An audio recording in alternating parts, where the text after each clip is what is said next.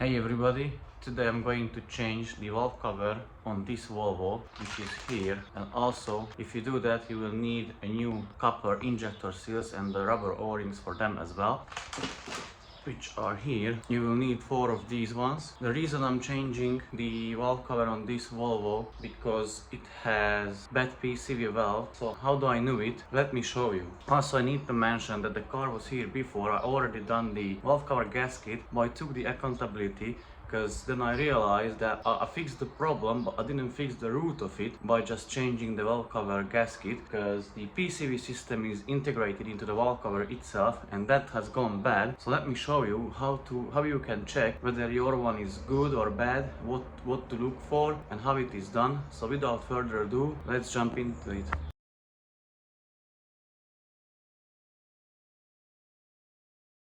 Here is how to check your PCV system, which is located here, and it is integrated into the valve cover. So have the engine running, remove the oil filter cap, you can put your hand over it, and if you feel a constant positive pressure, that means the PCV valve somewhere stuck. Or I will show you another method as well, how you can check it. The other method is, if you open the oil filler cap and then before you start up the car, you place a lovely pink rubber glove onto the oil filler neck. It doesn't have to be pink, obviously. So you place it around, you hold it there, and if the pressure from the engine, from the PCV, will inflate the rubber glove, that means that your PCV system is bad and it needs replacement. Unfortunately, you can do it only by changing the whole valve cover. So let me show you how to do it or how to check it. So I have the rubber glove around the oil filler neck, and someone's gonna start up the car and you will see that it will inflate the rubber glove itself.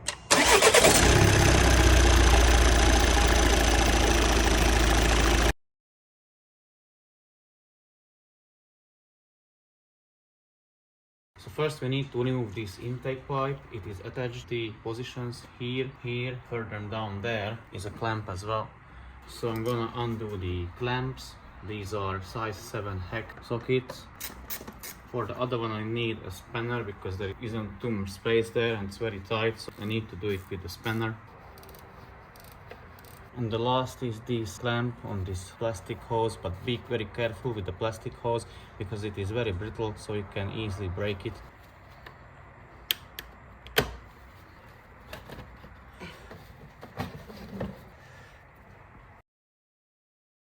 So now that the big intake pipe is out of the way, we just need to remove a couple pipes as well for fuel lines, the fuel rail, disconnect a couple connectors and move them out of the way, then remove the injectors one by one, and then finally we can pull the valve cover itself. So it's not that difficult job. So disconnect this connector, press on the tab at the end and then pull it just like that. You can remove these fuel lines. I'm gonna undo this bolt as well so that I can move this one freely, so I will have more space when removing the valve cover. I think it is a T30 Torx bolt. Yes, it was a T30 Torx bolt, so undo the screw.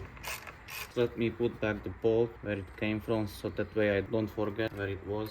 It's enough. So now I'm gonna remove these 2 plastic tabs which are holding this cable in its position. I'm gonna use a plastic trim primer tool. Yeah, just like that. Remove the other one as well. Yeah, it's removed. So now I'm gonna remove this connector. You squeeze the tabs on the top and bottom as well at the same time and then pull off the connector.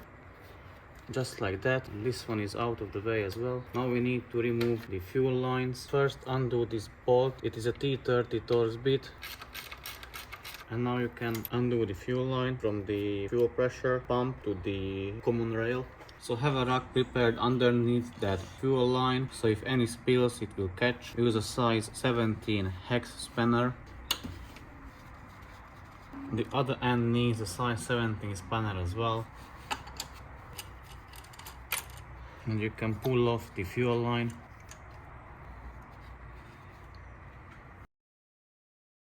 So I'm not gonna remove the fuel lines from the injectors, but you need to make sure that you mark them. Here you can see the marking, so that means this is the first injector, second, third and fourth. That way you don't forget where they belong. It is very important and it will make your life a lot more easier when you are going to reassemble the things. So let me remove them. I think they are size 17 as well, but let me double check. Yes, size 17.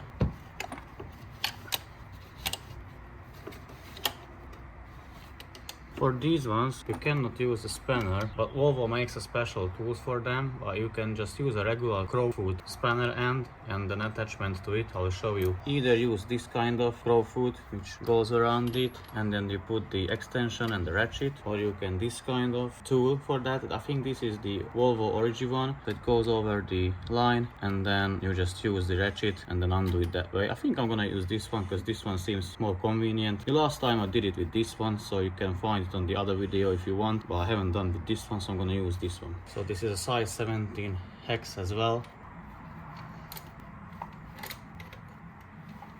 And now I just need to remove the lines itself as well. So my lines are already marked. I don't need to mark them again, so I just remove them.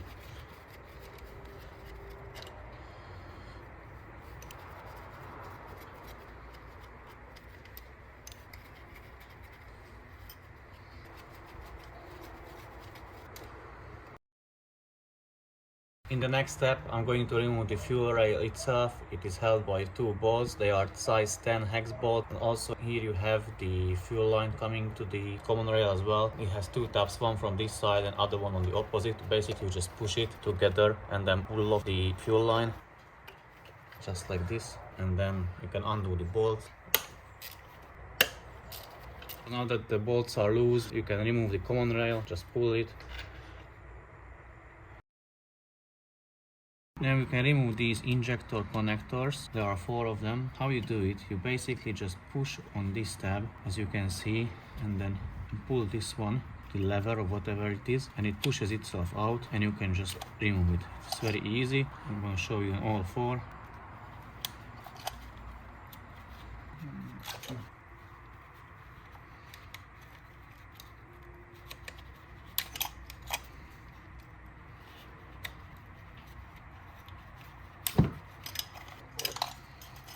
Now we can remove the connectors for the solenoids. There are 2 of them, and then we are gonna remove the solenoid from the bracket because the bracket is the part of the valve cover itself. So you don't even need to disconnect the solenoids, you can pull it out as one piece. Just push this tab aside and pull it and remove it from its place. You can repeat this step with the second one as well. Now you can disconnect the camshaft speed sensor, push down this little tab and then pull the connector off, and this vacuum line is free now. Okay, we are going to remove the sensor as well so that we can free this other line and move these completely out of the way. I'm gonna use a T30 Torx bit for the camshaft speed sensor bolt as well. Remove the sensor. Now we need to remove these fuel return lines from the injectors. As you can see, there is that metal clip. I think you need to pull on them, but let me try.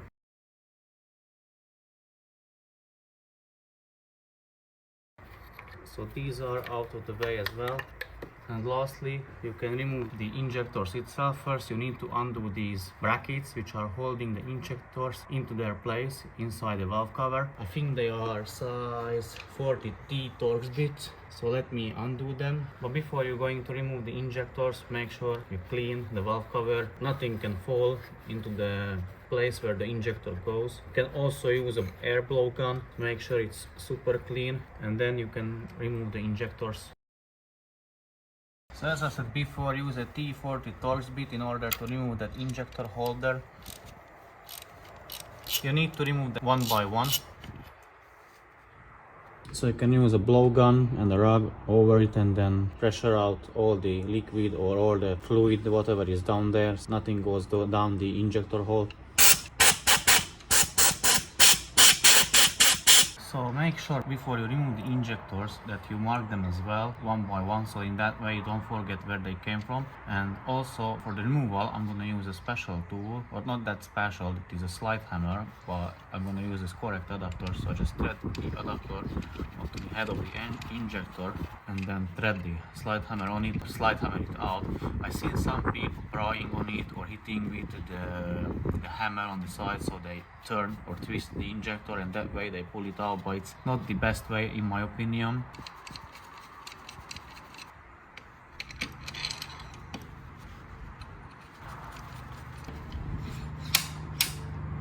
And voila, it is out. So basically the procedure is the same for the rest as well. I'm gonna do that, but more likely off the camera. So before you can undo the valve cover bolts, there is one bolt here or in very awkward position or place. It is a T27 Torx bit, so I'm gonna undo that and I'm gonna undo the valve cover bolts then. So I realized I probably need to remove this last bolt as well. It is a size 8 hex bolt because then I can lift this bracket and will have better access to the valve cover bolt. So yeah, I can move it a bit more freely now. So let me carry on with undoing the bolts.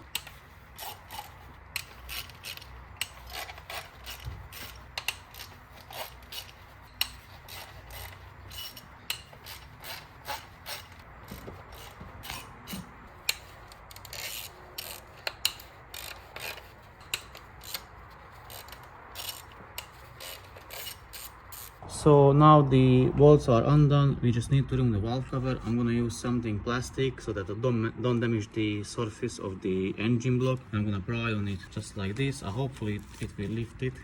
Yes, you can hear it. So now you just need to pull on it. Try to pry on the other side as well. Let's say here. Okay, and it's moving freely. Finally, I just need to remove it.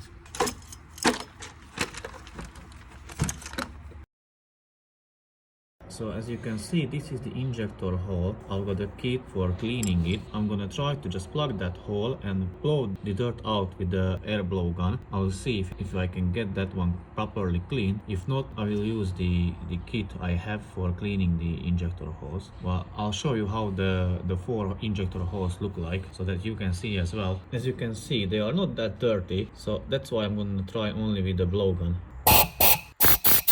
This is how the injector holes look like after just blowing them out with air gun. So they don't look that bad at all, but I decided that I'm gonna clean the injector hole surface with that nylon brush thing. They will sit perfectly flat on the surface. The walls are okay, so I'm not gonna touch that. Here I have the kit as well. So first you need to use these plugs. You plug the hole, you thread it on this rod, place it into the hole, plug it, and then thread out the rod. I'm going to use the appropriate wire brush, insert it to the flexible attachment, use an air drill or a power drill, clean the wall of the injector hole. Then you use this nylon brush. You can move this spring side of it. You can move it all the way down. It depends on the size of your injector hole also. You can use a different size. Again, use this attachment, the flexible attachment, and clean the surface of the injector hole. And after, you can use this wire brush. You put some grease on it and start to thread it clockwise down the injector hole, but without the plug. And that way, the dirt sticks on the grease and you can pull it out. All the carbon buildup or deposit ended up in your injector hole. So thread this little plug onto the rod provided, just like that. Insert it into the injector hole to plug the injector hole. Now thread it out of it. So as you can see, it is plugged. So now I can use the nylon brush and clean the surface of the injector hole. So attach the nylon brush to the flexible rod. And now you can clean it with that nylon brush. So now you can repeat the process with the remaining injector holes. I'm gonna do that off camera again, but I'll show you how they will look like after I cleaned them. This is how they look like after I cleaned them. I'm pretty happy with the result. So first I cleaned the engine surface with just a rag, and now I'm gonna use an engine degreaser and the rag to clean it properly one more time, that I will be happy with the end result.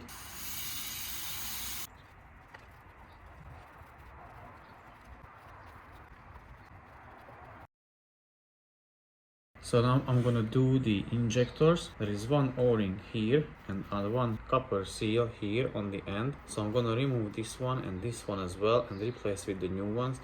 I'm also gonna clean the tip of the injector with sandpaper. I'm only gonna show it on one injector, but the steps will be the same for the rest of them as well. Let me show you how to do it. So remove these rubber o-ring, use a flathead screwdriver, pry underneath and then simply remove it. Now you need to remove this copper seal. Clean the tip of the injector a little bit, or as much as you can with your hands. Get long needle nose pliers, grab onto the copper seal and start twisting it, and then start pulling as well. Now we can clean the tip of the injector. So get a piece of sandpaper and start sanding it just as you see in the video.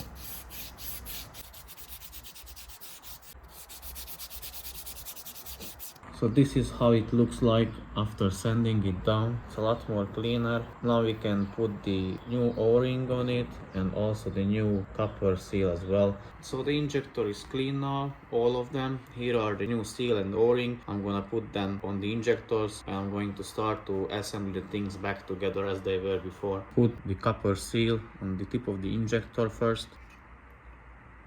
Use the rubber O-ring and put it onto the injector, but first use a little bit of Vaseline. My girlfriend won't be a lot happy about it because it was hers.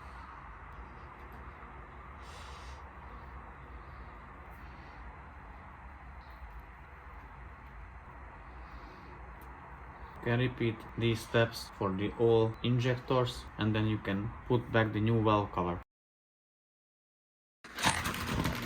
I'm gonna use a brand new valve cover with a gasket included. I bought it from Volvo. I think it was from Germany or from Sweden. I'm not quite sure at the moment.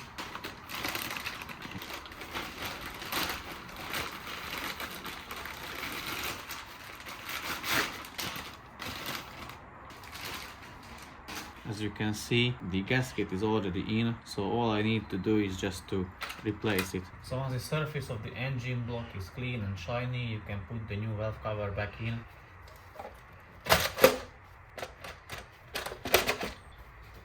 And now we can start tightening the bolts. I'm gonna let you know the torque specs and the order as well.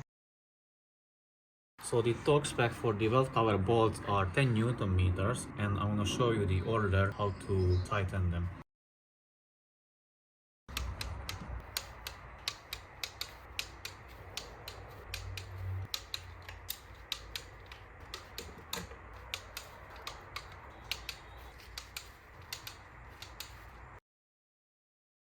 So now you can place back the injectors. Start with the number 4, put it in its hole, just like this. All the way you can, put the bolt as well. So the torque specs for the injector bolts are 90 Newton meters and another 60 degrees. So it's a two-stage procedure. I'm gonna do the 90 Newton meters first. I'm gonna finish with all the remaining injectors. So I put all the remaining 3 back in. And then I'm gonna do the 60 degrees. So now I'm gonna do the stage 2, which is the 60 degrees. So this is 0 at the moment, it would be 90. So 60 is somewhere here. Okay, just like this. Obviously, if you do it with that special gauge, it is more precise, but this will do the job as well. So these nuts has to be tightened down, 2 stages as well. First stage is 14 Newton meters and the second is 24 Newton meters. I mean these ones for the fuel lines, which coming from the injectors to the common rail. So I'm gonna do that one as well. I'm gonna show you only one line, but I'm gonna do the rest as well. So now I'm going to do the 14 mil. And now stage 2, the 24 Newton meters.